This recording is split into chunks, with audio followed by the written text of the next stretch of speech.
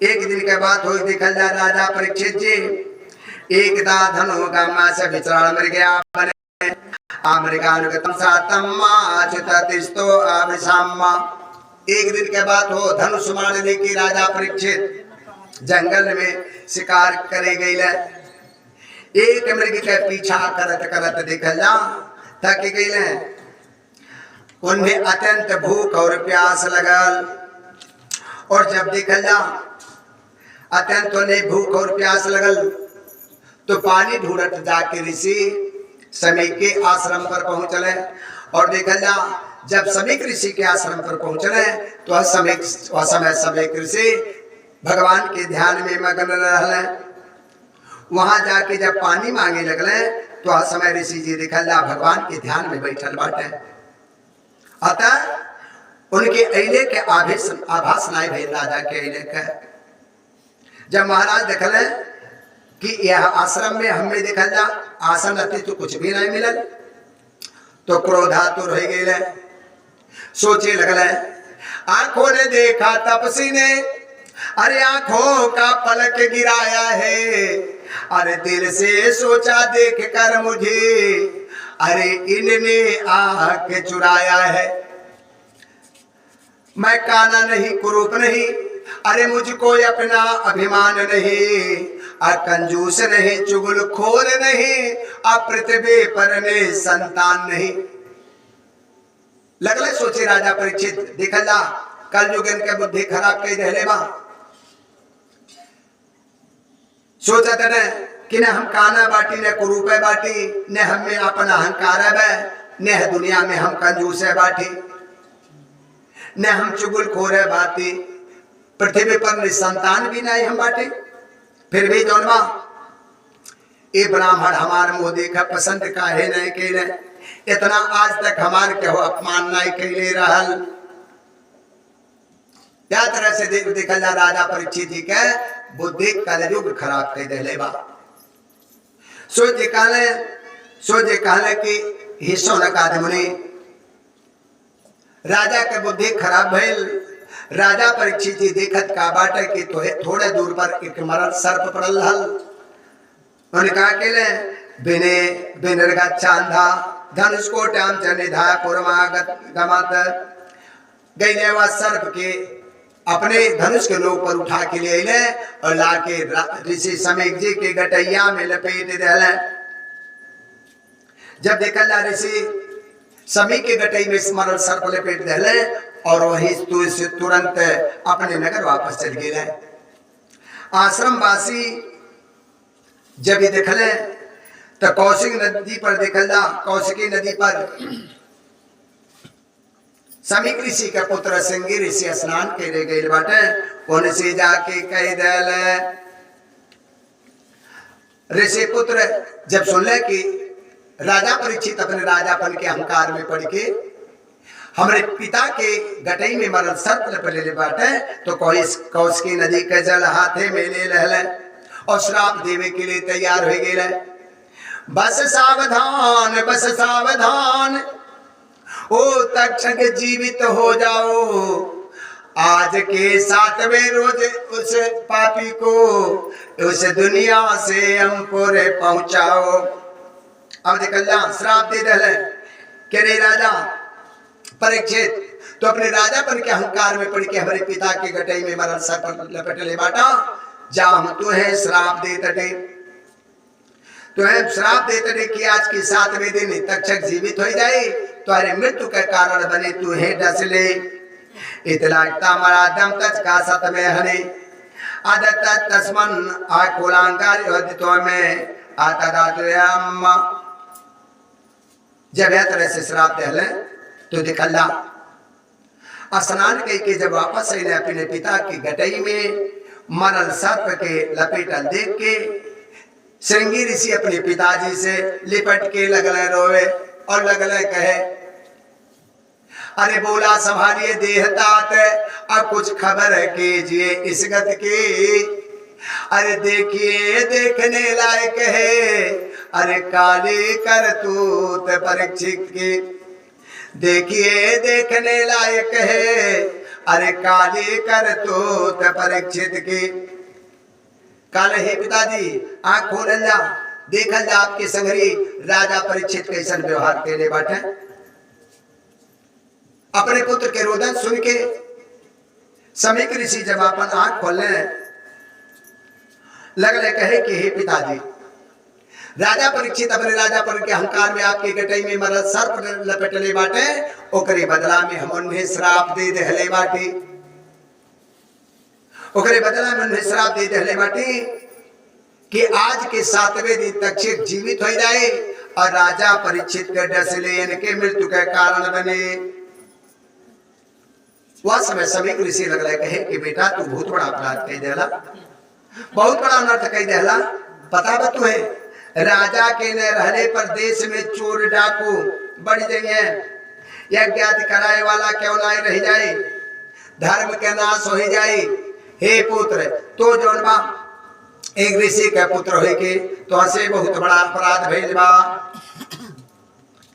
अरे बेटा बेटा उन नरपति को अरे श्राप ना हरगिज देना था, बेटा बेटा उन नरपति को यो श्राप न हरगिज देना था। अरे मौके से शिक्षा देकर बस क्रोध शांत कर लेना था। अरे बेटा तुहे राजा के जौनबा मौके से ज्ञान देके अपन क्रोध शांत के देव चाहता रहा, तुहे श्राप ना देव चाहता। एक ऋषि के पास इतना क्रोध ना चाहे लगल कहे कि ब्याड़े में थे बोल रे बाड़ी का बाड़े बुरा है, बाड़े में थे बोल रे बाड़ी का बाड़े बुरा है। अरे जिसके बाड़ी में अरे मीठापन है, जिसके बाड़ी में मीठापन है उसको सब है अरे जगह अमन है। अरे जी चाहे तहाँ डोल रे बाड़ी का बाड़े बुरा है, जे चाहे जहां डोल रे बाड़ी का बाड़े बुरा है। कहले बेटा तू बहुत बड़ा गलती कैले बेटा, लेकिन अब वृथा न जाए देव ऋषि बाणी। अब जो श्राप दे देले बेटा राजा परीक्षित के अवसर लगे ऋषि अब का कैले समीक ऋषि उनके एक जौनवासी सरालय जेकर नाम रहल गौरमुख, गौरमुख जी के द्वारा महाराज परीक्षित के पास निकल जा सूचना भेजवा दे कि आप अपने कल्याण के लिए 7 दिन में कोनो उपाय कैली हल्ला। तो देखा जा संत के विचार ऐसा होला कि अपराध करे वाले पर भी दया करे। अब देखा जा श्री सुखदेव जी कहले कि श्री सूत जी कहले कि राजा परीक्षित वह राजधानी में पहुंच के जब राजा परीक्षित अपने सिर से मुकुट उतरले तब अपने कृत्य पर अपने कर्म पर उन्हें पश्चाताप होए लगल। यह देखल जा ऋषि के आश्रम से गौरमुख जी आके पहुंचले और गौरमुख जी लगले कहे कि राग में फाग खेली तूने अरे अफसोस ऋषि लोगों पर, अरे आसान दिखाने को सोचे आ केवल हम तपस्वी लोगों पर। अरे राजा परीक्षित आप अपने राजापन के अहंकार में पड़ के समीक ऋषि के गटई में मरद सर्प लपेटला। समीक ऋषि का पुत्र सिंह ऋषि आपके श्राप दे दहले बाटे। तो ऐसा बा गौरमुख जी कहले कि आज के 7वें दिन जौन मरल सर्प आप लपटले रहने ऋषि की गटई में जीवित हो जाए और आपके मृत्यु का कारण बने, आपके आके डसले। अब देखल जा वह समय राजा परीक्षित जी लगले कहे कि हे महाराज हमरे कर्म के तो दंड हमें मिले ही की चाहिए। सूत जी कहले कि सोनक जी वही समय देखल जा अपने पुत्र जन्मेजय के राज के भार सौंप के महाराज परीक्षित समस्त आसक्ति के त्याग के और भगवान वासुदेव के चरण बिंद में मन लगा के देखला गंगा जी के किनारे जाके अनशन कह के बैठ गए और सोचे लगले। सोचे लगला कि जौन भी कर्म हम कैले बाटी ओकर फल हमें प्रयासित के द्वारा यही जन्म में भोग लेवे चाहे। काहे की कहल बा देखल जा अवश्य में भोक्तव्यम कितम कर्म शुभाशुभम ना भोगते चेते कर्मम जन्म कोटि सतारपे। कर्म के फल बिना भोगले सैकड़ों करोड़ों कल्प भी क्षय नहीं होला। देखल जा परीक्षित जी महाराज सोचे तटे कि जौन होए के बा वो होत बा। अरे जलधि डूबे चाहे मेरु चढ़े अब विद्या ऋतु व्यापार अनहोनी होते नहीं। अरे होते होने अमित विचार। निकलना जौन जेकरे भाग में लिखल रहा वह होला ओके क्यों टाल नहीं सकाला। सोच कहने हे सोनक जी राजा परीक्षित जी गंगा जी के किनारे पर जौन पहुंचल बाटे अनशन कह के बैठल बाटे संत महात्मा जैसे वेशभूषा में। वही समय बड़े बड़े तत्वदर्शी ऋषि जब सुन ले अत्रि ऋषि वशिष्ठ च्यवन देवल जमदग्नि भारद्वाज गौतम अगस्त परशुराम ऋषि व्यास जी और नारद आदि ऋषि मुनि अपने अपने शिष्य के साथ गंगा जी के किनारे सब आइले। महाराज सबका देखा जाए तो उचित स्वागत कैले सबके आसन दे के बिठौले।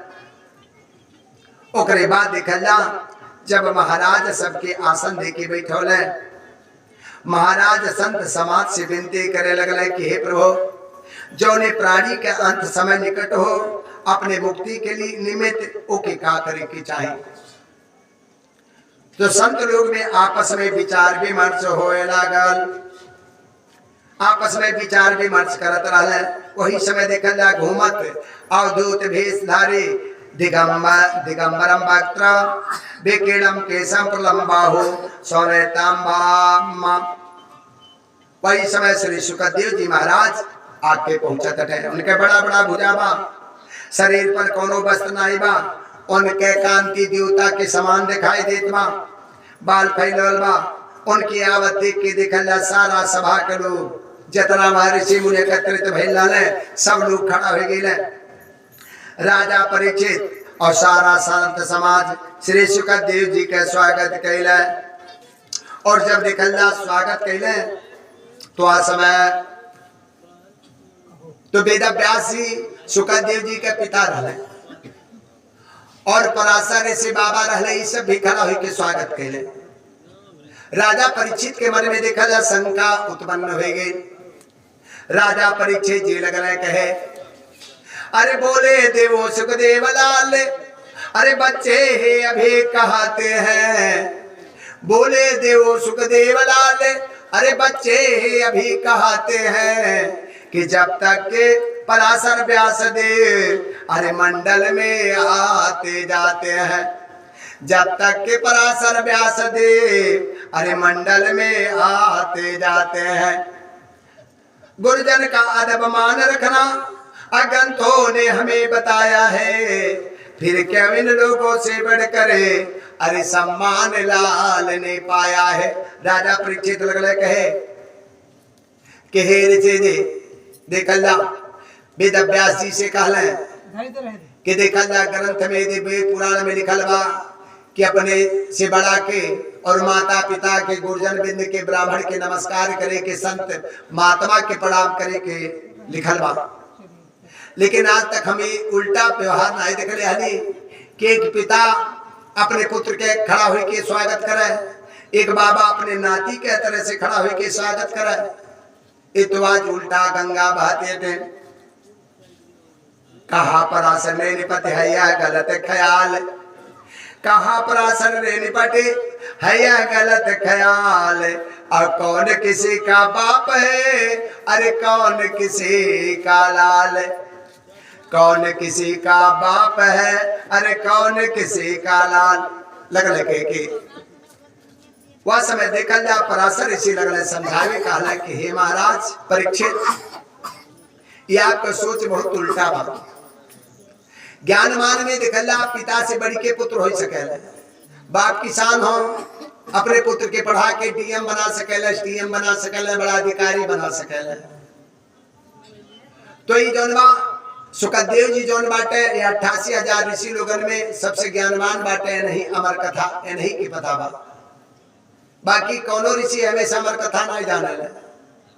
इनके अंदर वो क्षमता रहल कि अगर इनके कृपा बन जात तो आप अमर हो जाते। लेकिन हे महाराज, आपके मन में शंका उत्पन्न हो गई तो आप अमर नहीं हो पाए।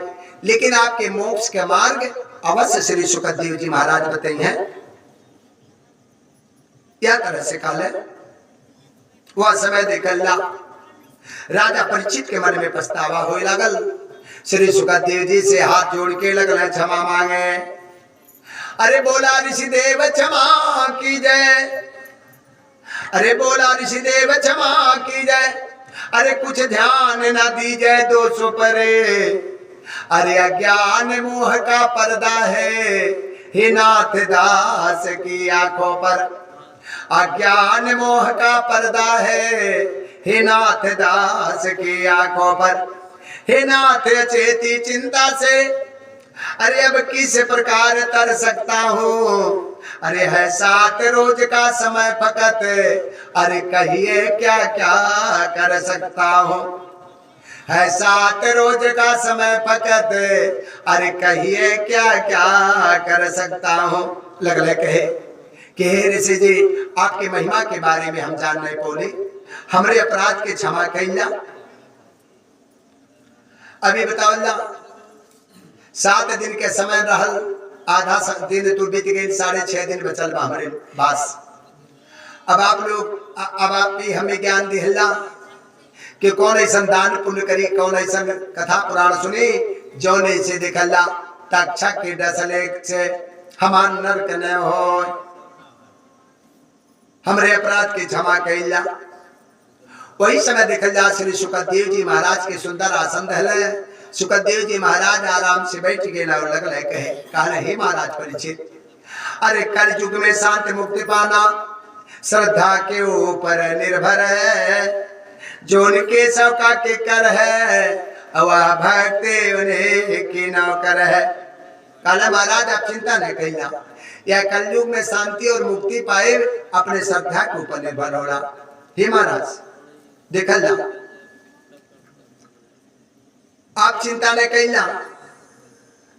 जोने समय आपके मन पूरा रह जाए कथा संग में भगवान की भक्ति में, वही समय समझ लिया आपके मोक्ष हो जाए। लगले कहे कि राजन कुछ ऐसा चल मिटे है असर नाम की शक्ति में। अरे 7 रोज का बात बहुत अक्षर भी न लगेगी मुक्ति में। 7 दिन के तो समय बहुत हुआ महाराज। आपके मन अगर सच्चे दिल से एक बार भगवान में लग गए तो अवश्य ही आपके कल्याण हो जाइए। आप चिंता नहीं कइला। हे महाराज अब आपके हम जोन बा कल्प कल्प के कथा सुनावत थे, अब आप ध्यान से सुनल जा। जोने समय देखल जा कथा सुनल जा तो राजन पहले श्रवण कर श्रोता के गुरुदोष वाचक मोह ज्ञान गुण सद विद्या का कोष। काला महाराज अब हम आपके श्रीमद् भागवत कथा सुनाए जो सबके सरताज में आपकी जो संसार सागर से पार लेके जाई। हमें भगवान के चरित्र का वर्णन बा एक सुनल जाए, इससे आपका कल्याण हो जाए। तो हे राजन जौने समय कथा सुने को तो पहले श्रोता के जनबा अंदर कोनो गुण दोष ना हो चाहिए। अपन काम करो तो मत मोह लोभ के त्याग के बैठे के चाहे एक जगह मन के एकाग्रचित कही इसके। और वाचक में का हो चाहे ज्ञान के गुण हो चाहे सद विद्या के कोश हो चाहे कि अगर जजमान या कहू कोनो प्रश्न करे तो कर जवाब दे सके, ज्ञानी हो चाहे। और जौने समय देखा जाए कथा सुने जाए शुद्धता से स्वच्छता से जाए, माया के द्वंद्व और फर हरगी द्वंद्व और फंद हरगिज अपने साथ में ना ले जाए चाहे। और देखा जा भगवान के कीर्तन में बैठक के समय कुछ ऊंच नीच के ध्यान नहीं रखे चाहे।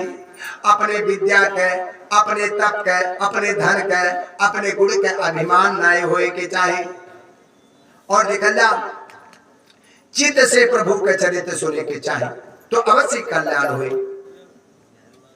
यह तरह से कहले। और श्री सुखदेव जी महाराज कहले कि महाराज अब जो हम कल्प कल्प के कथा आपकी सुनावत थी, आप ध्यान पूर्वक सुनल जा, आपके अवश्य कल्याण हुई। बोले वृंदावन बिहारी लाल की जय, कृष्ण मुरारी लाल की जय।